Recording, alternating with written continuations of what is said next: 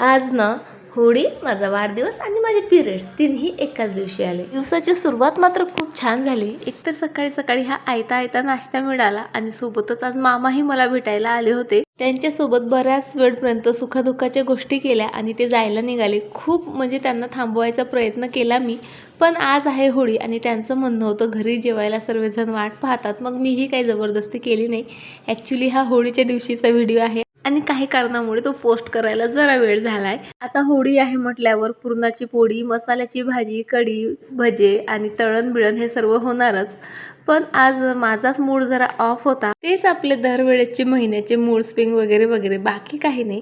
छान असा स्वयंपाक केला. बेडरूम तर आता कितीही आवरली तरी कमीच. मूड छान करण्यासाठी गार्डनमध्ये आले. आज सकाळीच गोड ताक बनवलं होतं. सो ते पिता पिता लक्षात आलं गार्डनिंगची बरीचशी कामं बाकी आहेत आणि मला हेही माहीत होतं हे काम केल्यानंतर माझा मूडही बऱ्यापैकी फ्रेश होईल. इतक्यात पिहू आला. फक्त 10 मिनिटं बाहेर गेला तर मुलांनी त्याला असं रंगवून टाकलं आणि आरुही सुद्धा शाळेतनंही अशी काहीशी रंगून आली. त्यानंतर त्या दोघांनाही स्वच्छ केलं. आता पूजा करायला जरी जमत नसली तरी होळीचं दुरून दर्शन मात्र घ्यायला जमतं म्हणून खाली आले होते. आणि खरंच घरात बसून राहिले असते ना आणखी मूड स्विंग आणि आणखी त्रास झाला असता. पण मैत्रिणींसोबत मात्र वेळ खूप छान गेला.